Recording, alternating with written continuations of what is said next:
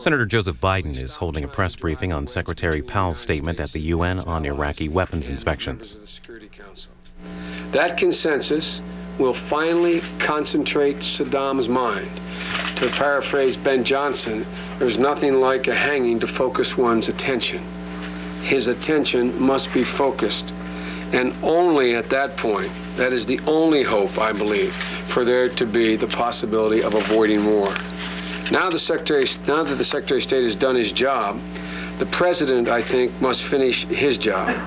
And that is, he must engage in a personal diplomacy with, as he already is doing, based on my breakfast with him this morning, with others, with key members of the Security Council, to pass a second resolution setting a deadline, authorizing the use of force if necessary, in order to disarm Saddam Hussein.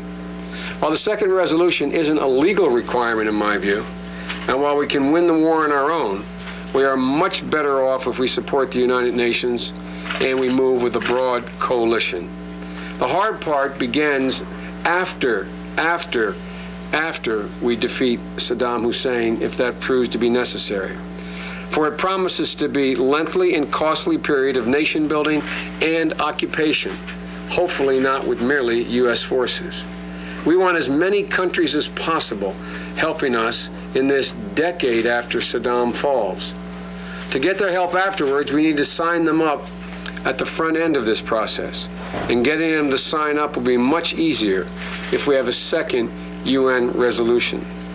But the most important task, in my view, for the President now is to inform the American people about everything that may shortly be asked of them. I have personally urged the President on more than one occasion to be very straightforward with the American people if he makes the judgment that we must go to war. Be straightforward about the commitment that the American people are being asked to shoulder. For no foreign policy can be sustained, no matter how well-informed or well-intended, without the informed consent of the American people. And at this point, there is no such informed consent. The President has to explain to the public that we are about to embark on a costly and complicated effort, which will require not only the risking of thousands of American lives in the undoing of Saddam, if necessary, but will require tens of thousands of American forces to stay in Iraq for an extended period of time. And the American public, I believe, will, if asked, front end give their support, but only if they are informed ahead of time. I don't think many Americans understand the scope and magnitude of what the United States will be obliged to do for many years to come if war is a necessity. We owe this not only to the American people to inform them, but we owe it equally to the fighting women and men who may be about to risk their lives in order to fulfill American policy. When I spoke with many of them in Qatar not long ago, about a month ago, the constant question asked of me, of the generals assembled, and there were several hundred, over 200 of them, was basically, where will you all be after we do our job, if asked to do our job? Will you be there when the hard choices are made 18 months from now between giving them all that they need financially, militarily, and in terms of all support, when the choice is between another $10 or $20 billion for Iraq and whether or not we deal with an additional tax cut, or we deal with a choice on what kind of prescription drug plan we're going to have, or more money for education? Are you going to be there?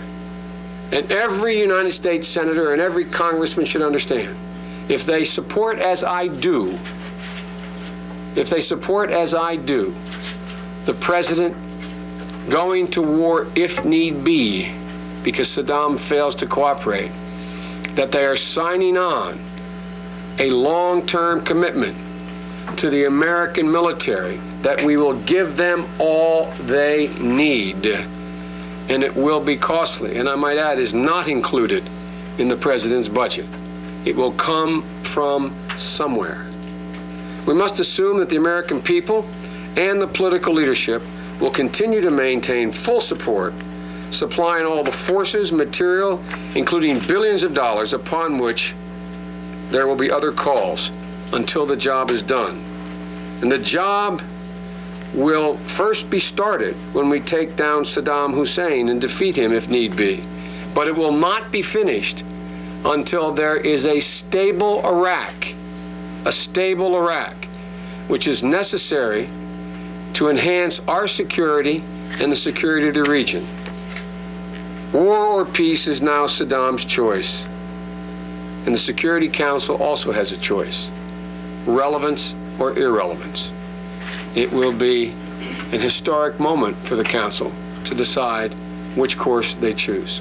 I'll be happy to try to answer any questions for a few minutes. Yes, ma'am. Senator, you talked about the need to inform the American people, and of course Colin Powell was also talking to the American public when he spoke this morning.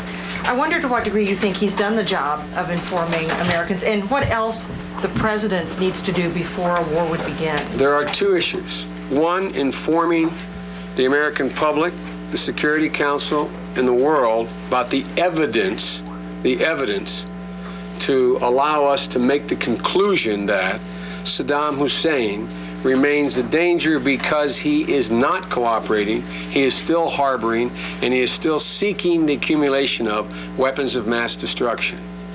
That case, I believe, has been made.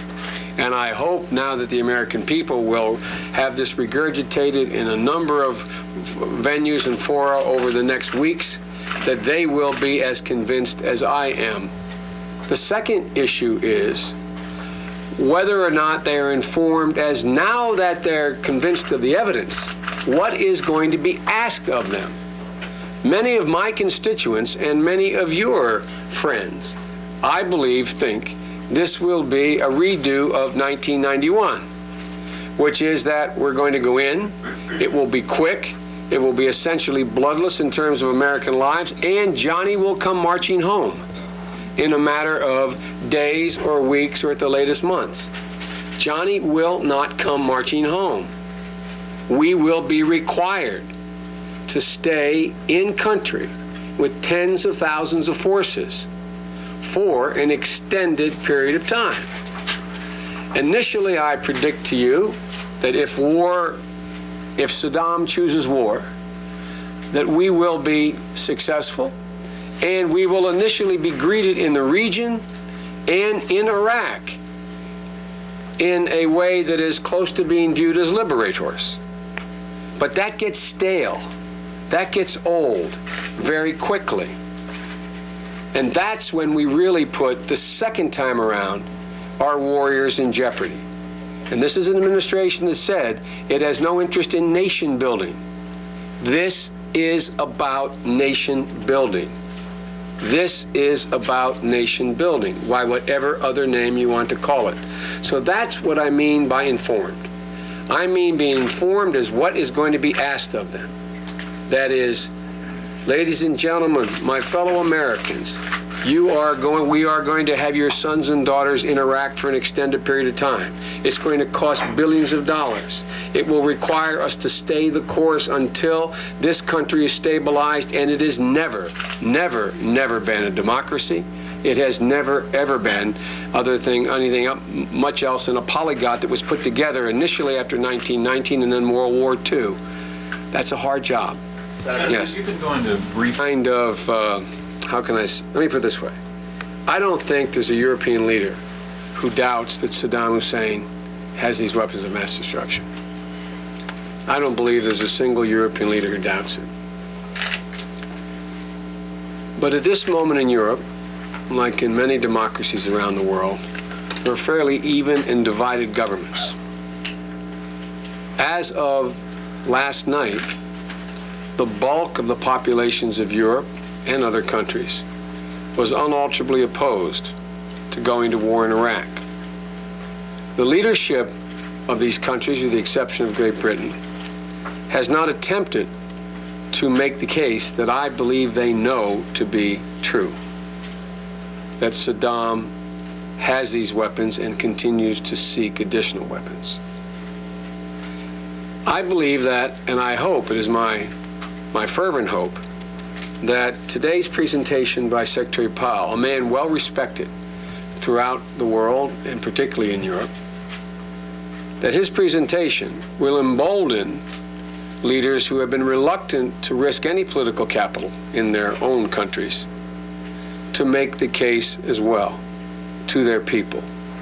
I think the most compelling part of that, and I have no doubt that the reason why there was discussion about terrorist cells in Europe was to remind Europe that it is not just the United States that is a target. It is not just the United States that's a target. So hopefully, this will embolden the political leadership in very difficult political circumstances in their home countries to step up to the ball.